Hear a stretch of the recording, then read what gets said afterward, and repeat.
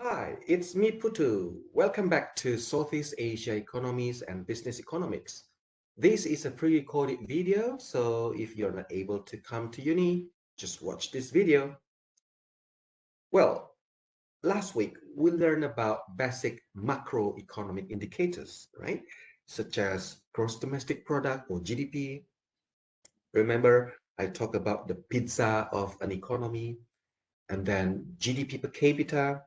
Imagine that you have a very big pizza, but you need to share that pizza to many people, right?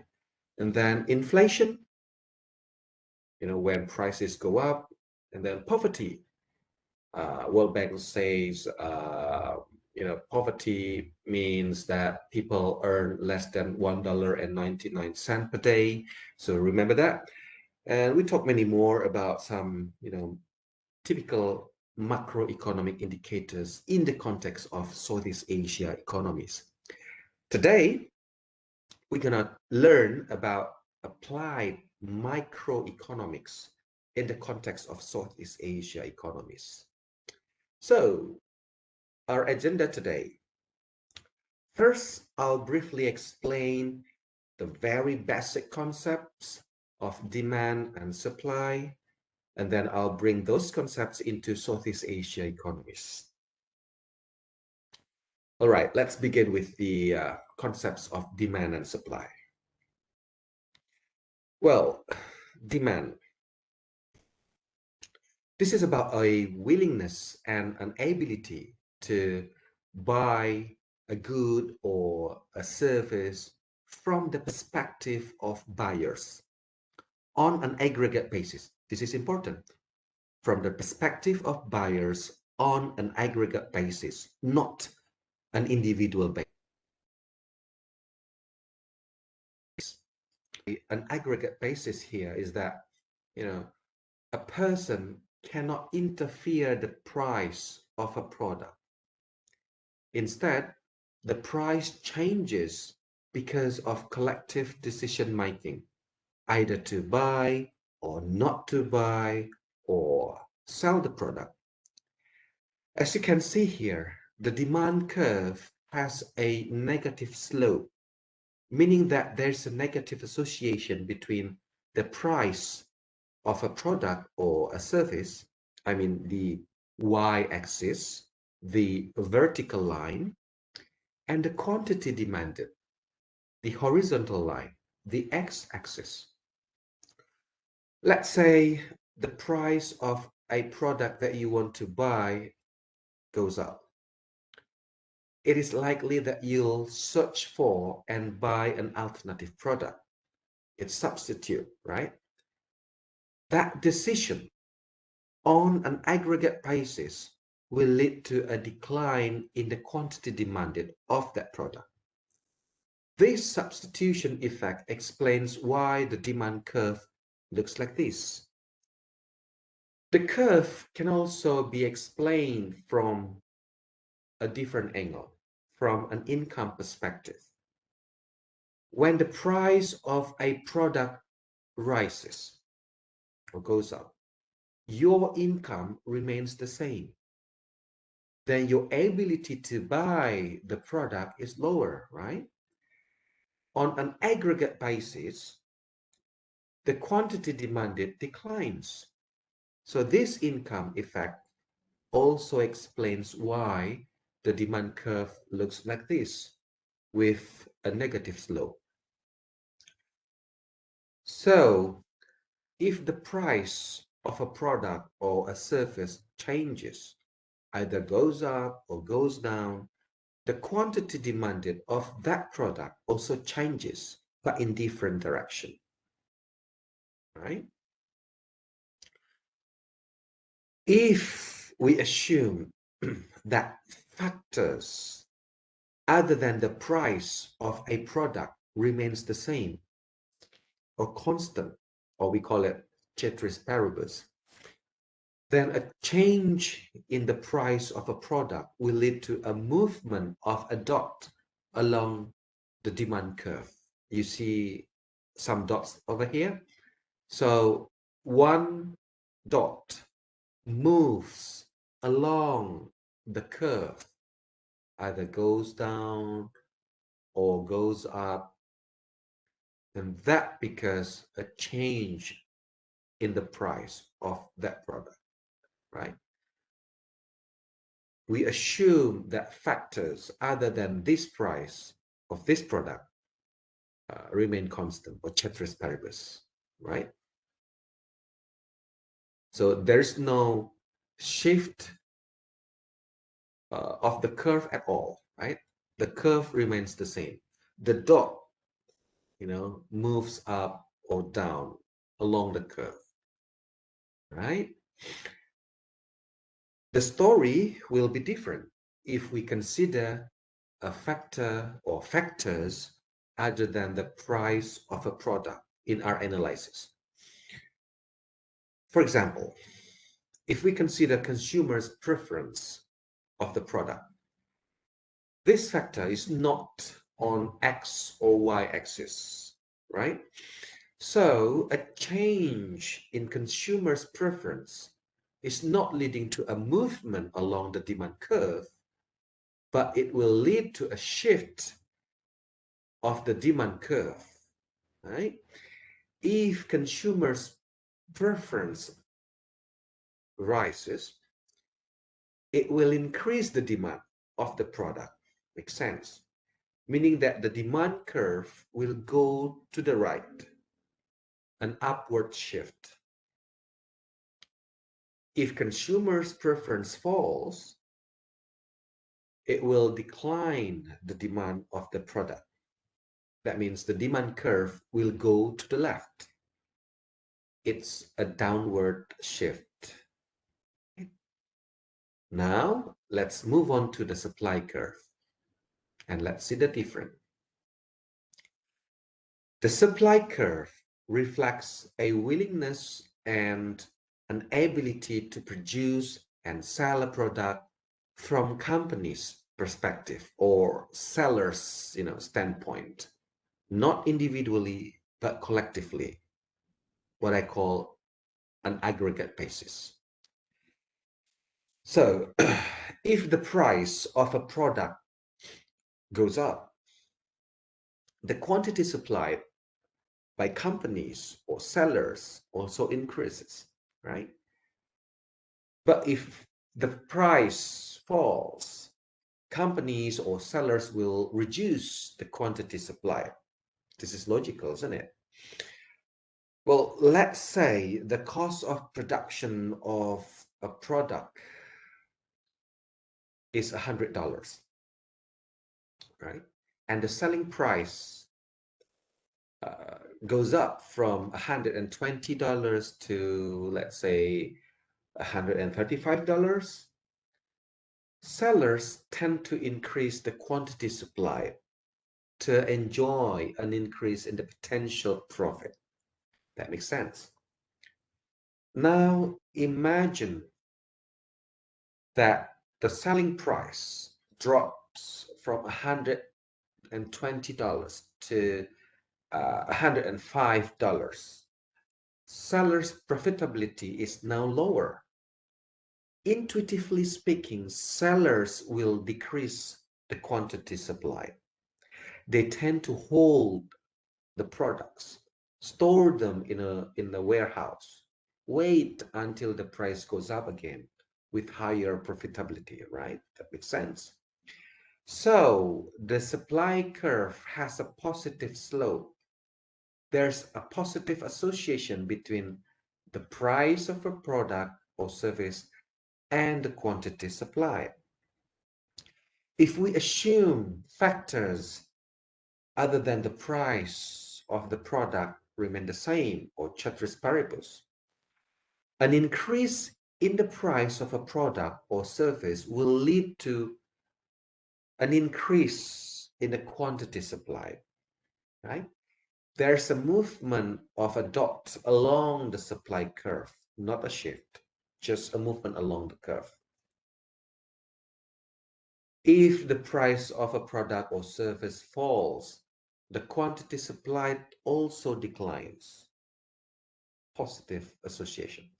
Assuming other factors, remain the same or ceteris paribus, it's about a movement along the supply curve, not a shift again. Like the demand curve that I just said, the story is different when we consider factors other than the price of a product or a service, right? For example, if we consider resources needed to produce a product in the analysis, there will be a shift in the supply curve, right? Let's say there's an increase in the cost of materials used in the production or the cost of wages for workers. The increase in the cost of production will shift the supply curve to the left, okay? The supply curve goes upward. This indicates that an increase in the cost of production lead to a decrease in supply, right? Now let's combine the demand and the supply curves. You see here a term equilibrium, okay? Equilibrium is basically an intersection point between the demand and the supply curves. In other words, it is the point when buyer and sellers agree about the price and the quantity. The graph, you see the point E, that's the intersection between the demand curve and the supply curve. And that is the equilibrium. Okay? Right, so this is important to note. A new equilibrium point can be formed when the demand curve or the supply curve or both curves shift either upward or downward, right?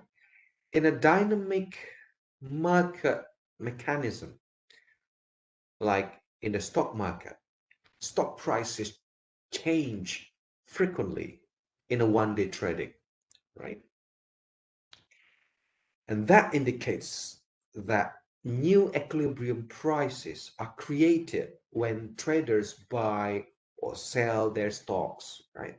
When more traders buy stock, the demand curve of the stock goes upward, assuming the supply of the stock constant, you know, because the company doesn't issue additional stocks. A new equilibrium is formed, which is higher than earlier position.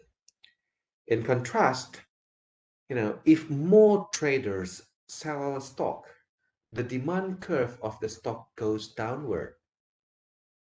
The supply curve also remains the same since there's no additional stock issued. Therefore, a new equilibrium price is formed, lower than before, right? So let's bring this concept into Southeast Asia economic problem. Right, here we go. As you can see here, we are talking about inflation. Inflation is an economic problem faced by many countries, developing countries, even underdeveloped countries as well. No matter the country, okay, including Southeast Asia countries that we are talking about. Some countries exhibit pretty high inflation rates, while others, show lower rates. In 1997, for example, Southeast Asia countries experienced, high inflation. Even some of them experience hyperinflation, above 100% of inflation rate. Really terrible situation at the time. Anyway, here we'll discuss what inflation really is, how it happens, and how to remedy, how to address uh, you know especially high inflation rate, right, or hyperinflation rate. So by bringing the concepts that we just learned about demand and supply. um, you know, we can explain this phenomena uh, about inflation, right? So here, inflation is, basically a situation where prices go up. It is not about an increased price of one single product or service, but collective or aggregate, right? So many products, many services. Central banks usually set a list of goods and services whose prices are monitored and measured regularly. The list is called Consumer Price Index, or CPI. The change in the CPI is a measure of inflation rate. So an increase in price means that our ability to afford the price is lower, right? Now the question is, how can prices go up? Now we are using the demand and supply concepts that we just learned in earlier um, slides, right? From this slide, you can see inflation can be in the form of demand pull inflation. So in this case, the economy is growing fast. People earn more money, people can afford things they want. Consequently, the demand of a product rises. As the supply remains constant, the equilibrium price increases. And that is called a demand pull inflation. The next question is how to remedy this type of inflation. How to bring the equilibrium price back to the initial position, normal position, or initial position, right? The government and central banks can remedy this situation by using fiscal or monetary policies. From the fiscal policy standpoint, the government can increase income tax to lower the ability to spend money and therefore lowering their demand over the product they want to buy. But from the monetary policy standpoint, a central bank can increase